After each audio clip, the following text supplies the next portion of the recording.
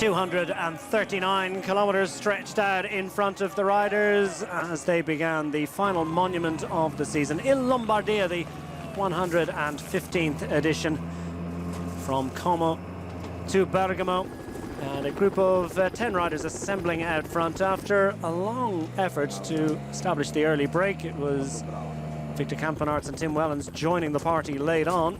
Maximum advantage of just north of 6.5 minutes. Difficulties along the way for Haninen of the AG Tour Le Mondial. Cosnefroid also coming to grief. Breakaway group toiling across 5 difficult climbs to try and stay clear for as long as possible. Ultimately, they were called to account relatively early on. Difficulties for Dylan Toons and others to maintain their position out front. Nielsen Paulus among those early animators for the EF Education Nippo squad. And Tadej Pogacar trying to set up his team leader Romain Bardet. He would make the selection eventually on the penultimate climb of the day, but it was Tadej Pogacar, among the youngest riders in the bike race, who took his leave of the rest, opening up an advantage of over half a minute across the penultimate climb of the day, the Ganda. He was joined by Fausto Masnada, who closed that half-minute gap. And as they charged up the final grippy little climb within 3 kilometers of the finish, Masnada put under pressure by Tadej Pogacar, came up to a 2-up sprint, and the local man not quite able to get on terms with Tadej Pogacar. It was Pogacar that raced to glory to become the first man to take Il Lombardia and Tour de France in the same year since 1979. Great second place for the local man, the man from Bergamo, Fausto Masnada of the De Koning Quick-Step squad, and Adam Yates getting up for third for the De Koning Quick-Step team.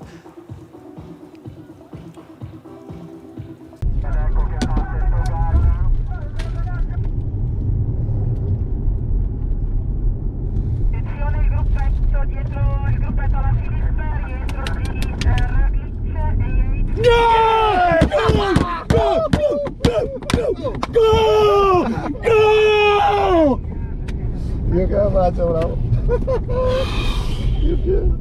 Grande. Congrats, guys, congrats. Super, Tadej! Super! Winner de Lombardia! Fabio, you must be delighted. That was an astonishing ride by Pogacar. So far out, and he held off till the end. Wow, it's unbelievable. What he can do, this guy is unbelievable. He was feeling good, he decided to go, like always. He decided the moment to go, he decided when he had the good feeling, it was amazing. He was thinking maybe it was a little bit early, but he saw the other contender in the face, he know he was good, and he just went. And was that in any way the plan before the race, or was it entirely up to him to do whatever he thought was right? Yeah, we know that climb, if he was feeling good, we make harder, but the race went hard enough to decide to go, because at the moment when you have the legs, he don't think too much, he go. And you were confident he had the ability to outsprint Masnada at the end?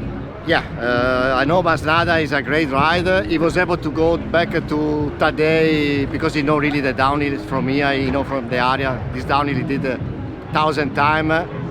Tadej is a good downer, but he went to the end. We told the machine told him, look, let's go to the finish, doesn't matter. And then with the 1 minute, he breathed a little bit before the climb. He tried on the climb to go, but we know then doesn't matter. You can beat this guy at the sprint for sure. And his first attempt at this at Lombardia, a monument, a great achievement for him. Yeah, he's a champion. We can know. We don't cover today. 2-time winner Tour de France, Yates is here, then a second monument. It's amazing.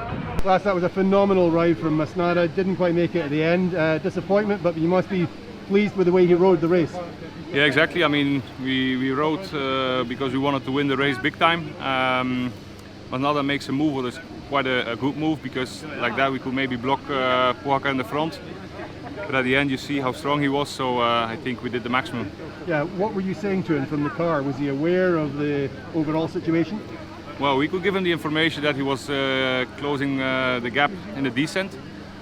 And we said also you have to close the gap before we come down completely in the valley. And he was able to do that. Now we said, yeah, just stay in the wheel. Now we have to gamble because we still had Julian up there. but yeah, with 5k to go, Julian said, listen, they don't work here at all. You have a minute, try to take the victory. Yeah, do you think it would have been different if the chase group had been working together? Yeah, absolutely, because for a moment I think when they reached the bottom of the climb or the bottom of the descent at least, they were up to 40 seconds. I think when everybody would turn, they could make it, because then maybe they arrive at 10 seconds on the last climb and then everything is possible. But yeah, they start to attack, they start to look to each other, and then we knew immediately it was over. And then, did you have any strong feeling that Bauster could take it to the line? Well, you see, Pogacar was really pushing it on the flat to keep the gap. And I mean, after a race of 240k, I think everything is possible. Brahma gave him as much morale as possible. Yeah, finishing second then is a pity, but I think he couldn't do more than what he did. Yeah, and what does a rider take from a result like that? He must take some confidence from it.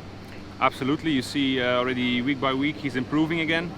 And he should be absolutely over the moon with this second place in a monument.